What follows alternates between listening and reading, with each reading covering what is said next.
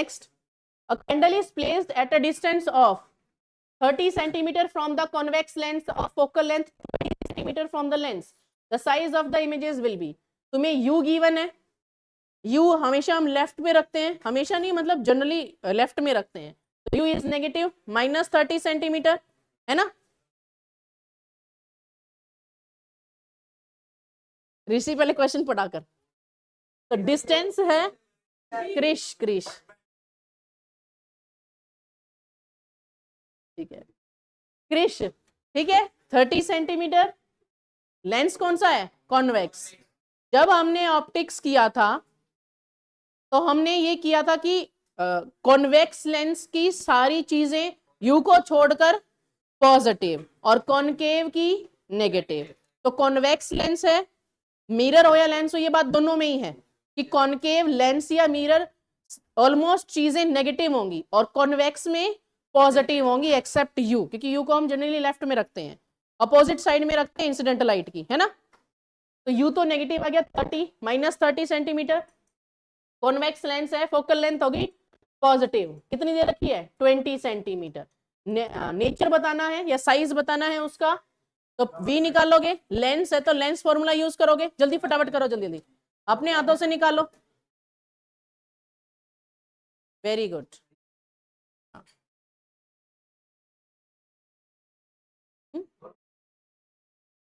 हाँ तो एक माइनस इसका पॉजिटिव आएगा।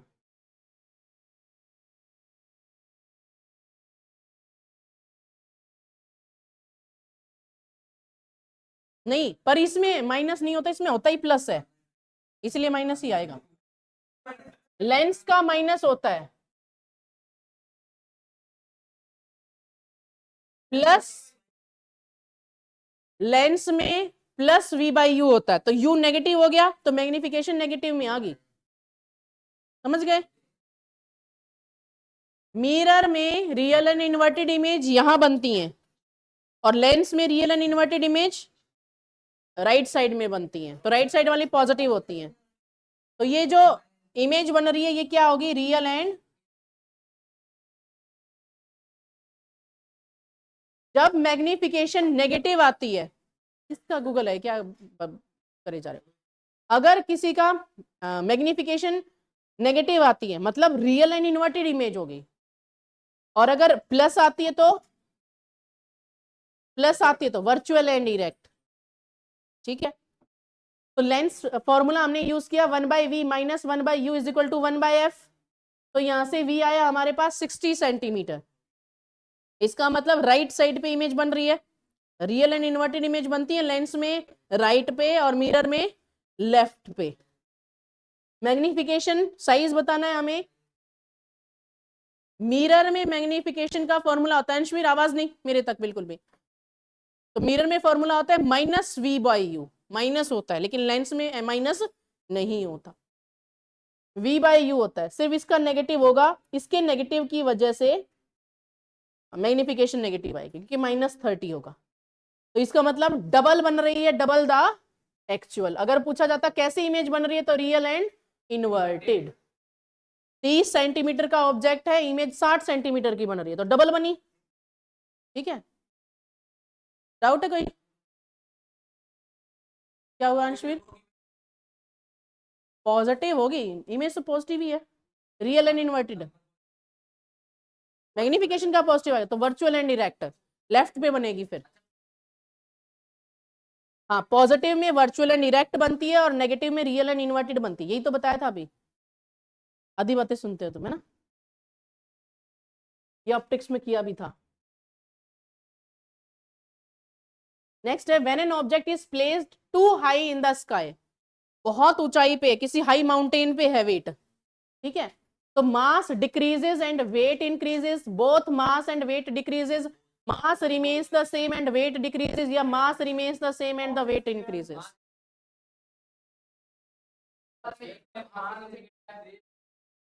सुन लो मेरी बात,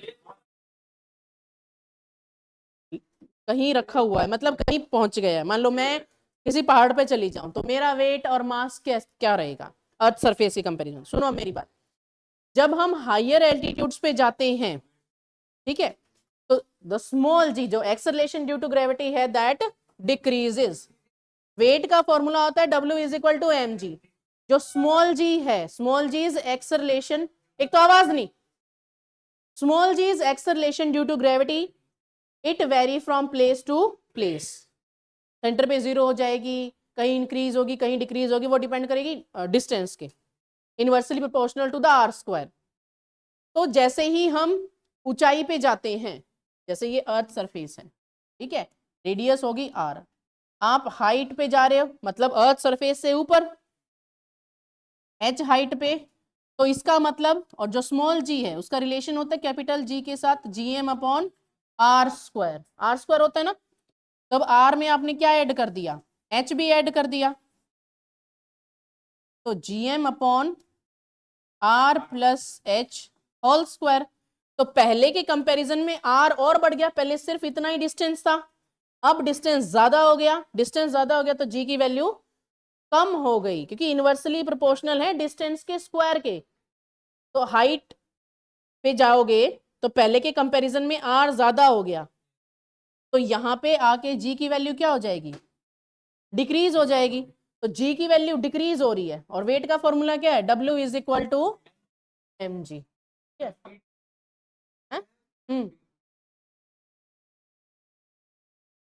अर्थ के सेंटर में, क्योंकि जो एक्सेलरेशन है ऑब्जेक्ट की और एक्सेलरेशन ड्यू टू ग्रेविटी है, दोनों सेम हो जाती है, इक्वल हो जाती हैं, ठीक है, इसीलिए तो a minus g is equal to 0।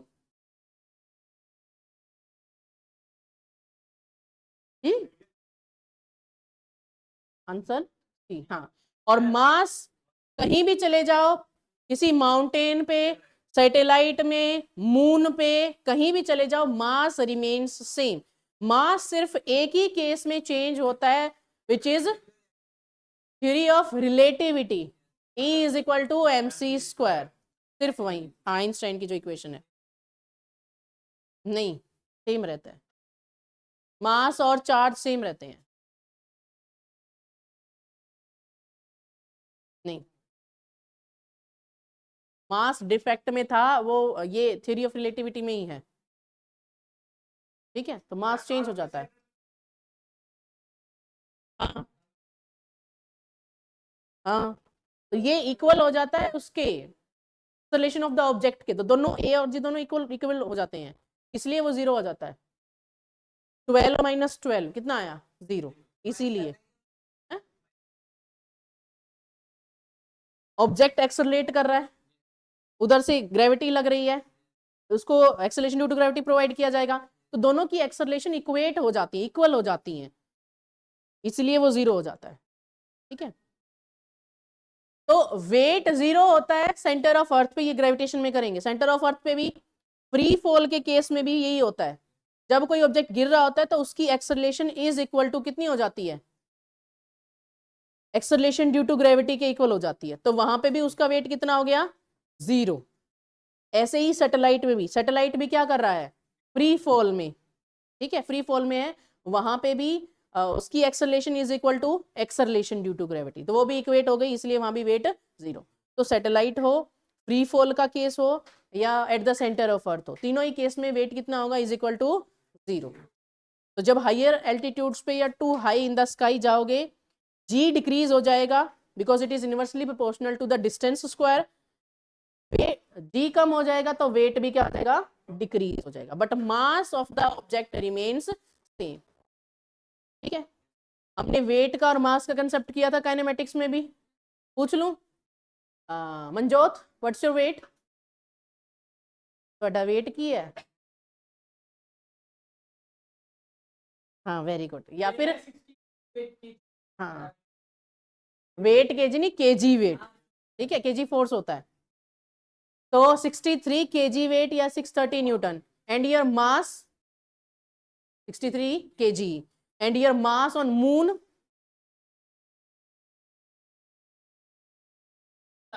Mass same रहेगा, हाँ बेटो, हाँ हाँ, वो मास होता है, वो मास होता है, ठीक है। स्प्रिंग, अगर स्प्रिंग बैलेंस होगी ना, स्प्रिंग वाली जो होती है वो वेट होता है। हम्म हम्म तो वो कौन सा है जो स्प्रिंग वाला है?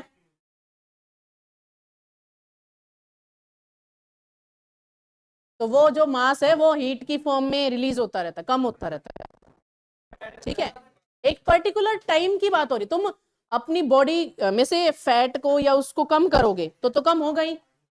मैं ऐसे नहीं कह रही कि शुरू से लेके एंड तक, तुम बच्चे थे और बूढ़े हो जाओगे तो सेम रहेगा, नहीं। एक पर्टिकुलर पॉइंट पे कुछ भी नहीं कर रहे हो, कोई भी लूज नहीं कर रहे हो अपनी हीट एनर्जी को, तो मास सेम रहेगा। ठीक है, अब अगर वर्कआउट करोगे हीट की फॉर्म में, मास तो डिक्रीज होगा ही। हाँ, ठीक है। मून पे वेट 1/6 हो जाता है but mass remain same, weight 1/6। तो ध्यान रखना, क्वेश्चन में तुमसे मून पे तुम्हारा मास पूछा जा रहा है या वेट। कई बच्चे मास पूछा जा रहा होता है 1/6 करने बैठ जाते हैं, है ना। तो इस क्वेश्चन में क्या होगा, मास सेम रहेगा, वेट डिक्रीज हो जाएगा, वेट चेंज होता रहता है, मास रिमेन्स सेम। एनएलएम में किया था, काइनेमेटिक्स में। वेट में वो वेट हम उसे फाइंड आउट कर सकते हैं बाय मल्टीप्लाई विद फोर्स या जी। ठीक है, हाँ, पर वो मास होता है। ठीक है, चलो कौन जाओ, चलें आगे, अंशवीर चलें।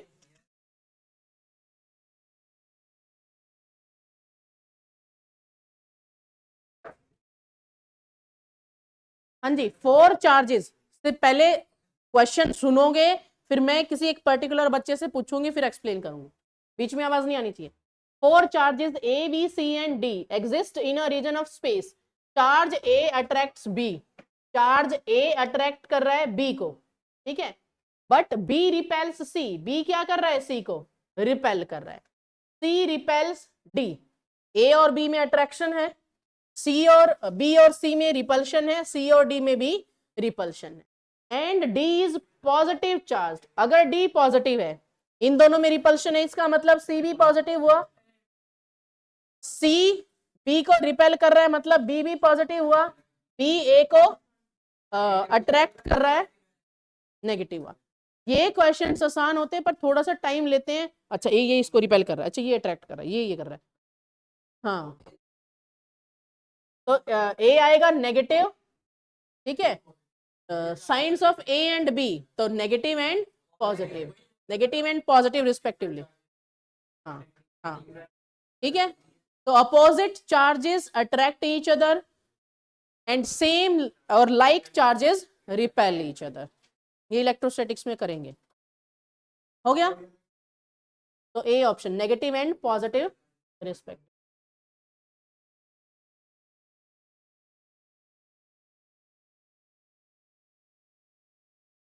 कैल्शियम हाइड्रोक्साइड, हाइड्रोजन सल्फेट है, तो CaH2SO4 ना,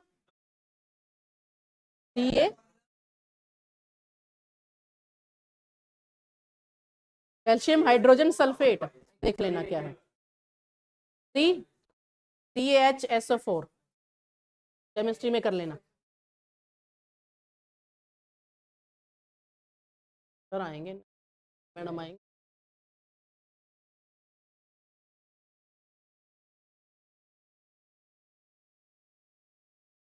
हाँ, which of the following is not a magnetic substance, chemistry की। हाँ,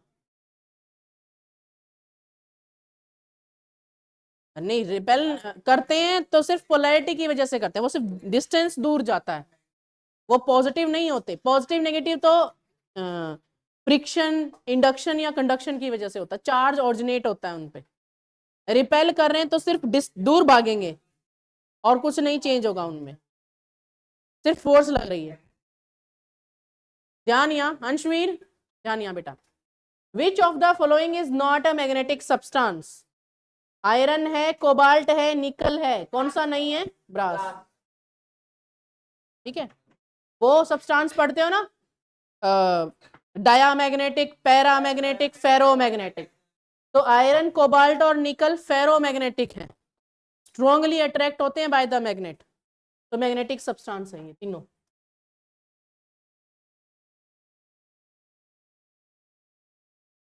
दोनों ही टाइप्स हैं। नेक्स्ट क्वेश्चन देखो, to cylindrical tanks A and B are filled with water till the top।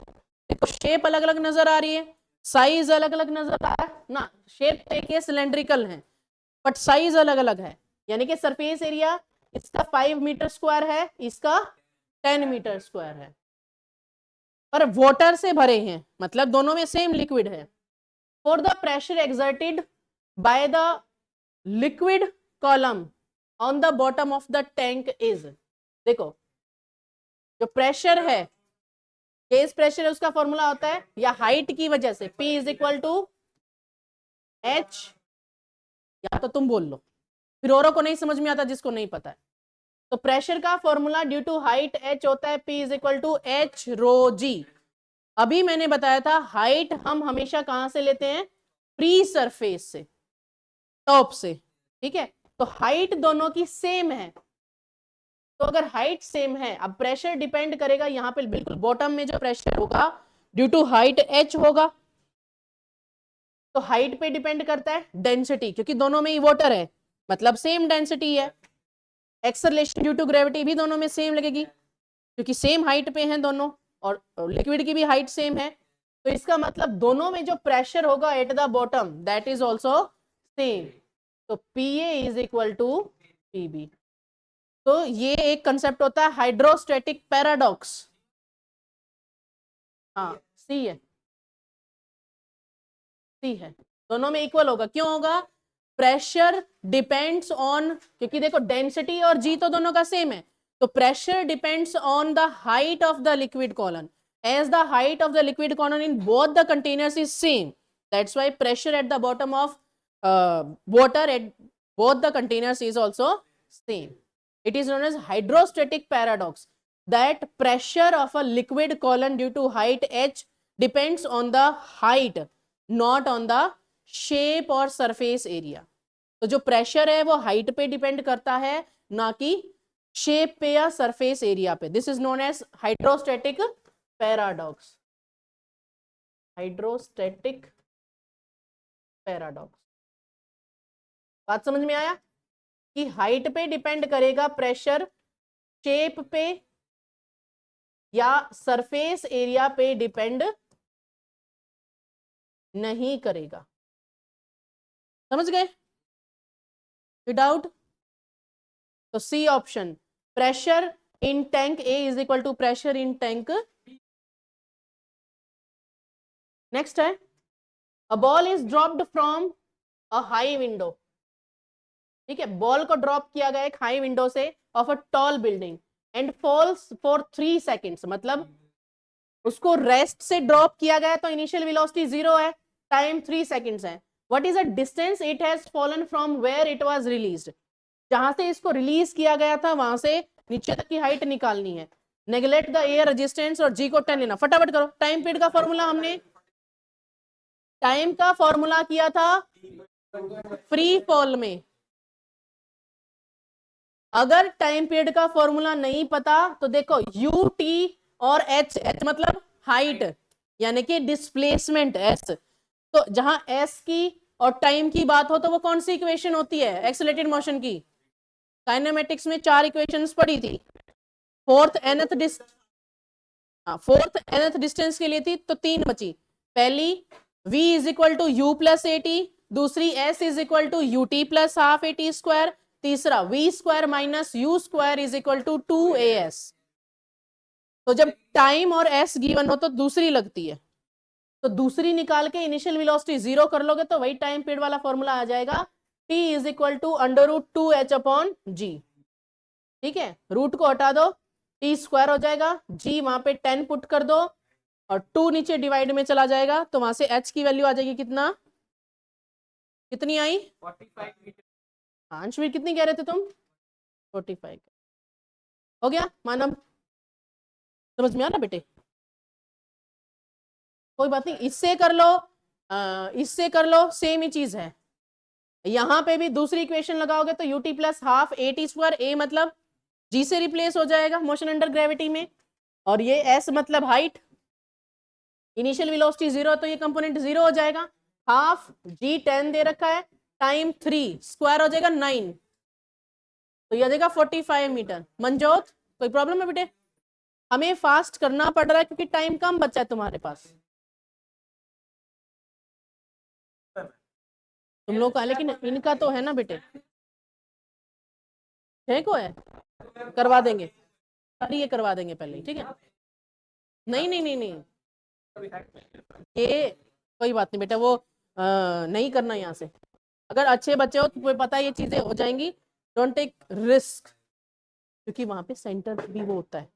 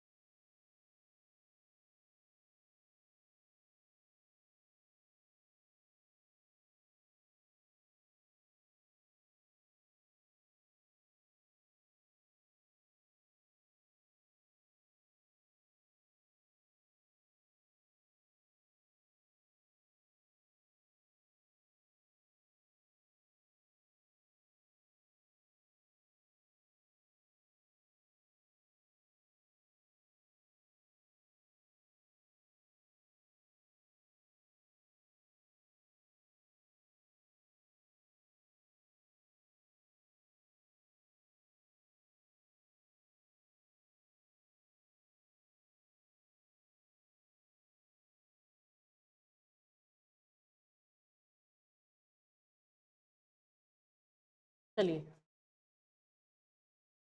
कोई बात नहीं, टाइम तो जिस चीज का है, अमन का किस चीज का है, बस तुम्हें भेज दूंगी 1:30 बजे, जल्दी जल्दी खाना खा के फटाफट कर लेना। तो हो गई, एक लास्ट और कर लें जल्दी जल्दी, 3 और उसके, हाँ। हम्म, क्या? नहीं, खाली पेज थे बेटे, ब्लैंक पेज थे। हाँ जी,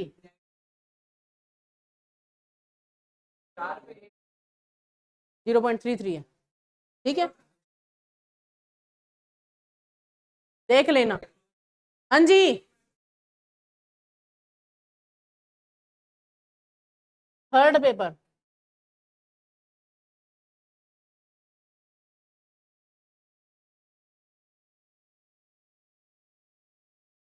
ध्यान यहाँ, रुक जाओ, जिसको नहीं आता वो निकालने दो उसको।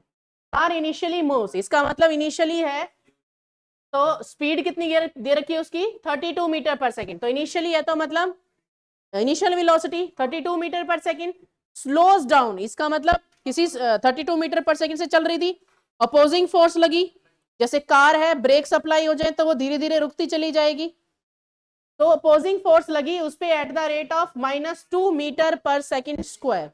अगर कई बार नहीं पता चलता कौन सी फिजिकल क्वांटिटी है तो उसकी यूनिट देख लिया करो, तो मीटर पर सेकंड स्क्वायर क्या है, एक्सेलरेशन, तो रिटार्डेड मोशन होगा, अपोजिट डायरेक्शन में मोशन की एक्सटर्नल फोर्स लग रही है, तो एक्सेलरेशन आ गई -2 metre per second square for a distance of, अब कितना मीटर डिस्टेंस वो कवर करती है, 60 मीटर, तो एस गिवन है, तो कार की स्पीड निकालनी है आफ्टर कवरिंग दिस डिस्टेंस,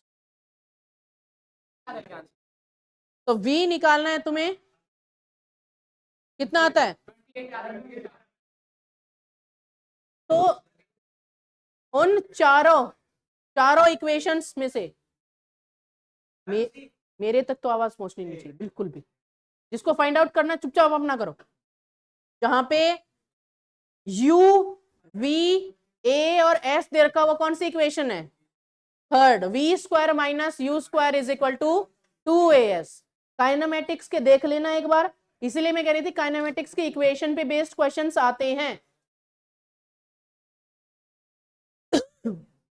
तो v square minus u square is equal to 2as।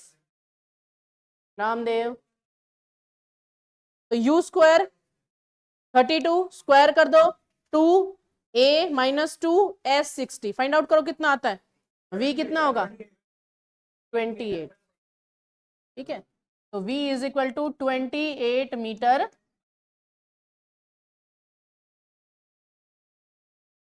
हाँ अपोजिट डायरेक्शन है ना, minus indicates the opposite direction, retarding आएगी ना, नेगेटिव वेलोसिटी होगी। हाँ नेगेटिव नहीं आएगा क्योंकि ये नेगेटिव इससे कैंसिल आउट हो जाएगा,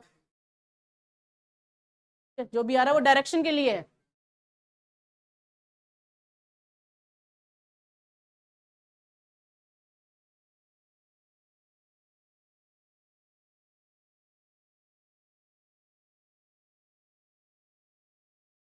चलो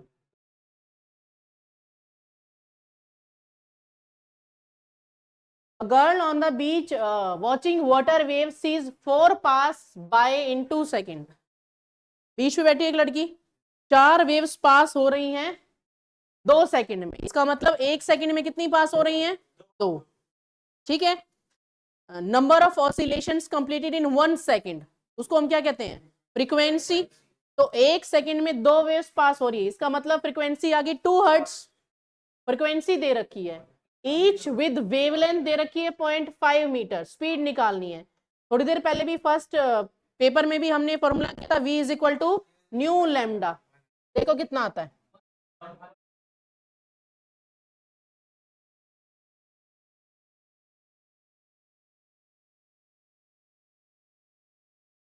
कुछ अलाउड नहीं, बहुत बड़ी बड़ी कैलकुलेशन जो तुम्हें कैलकुलेटर की जरूरत है, ठीक है। v निकालना है,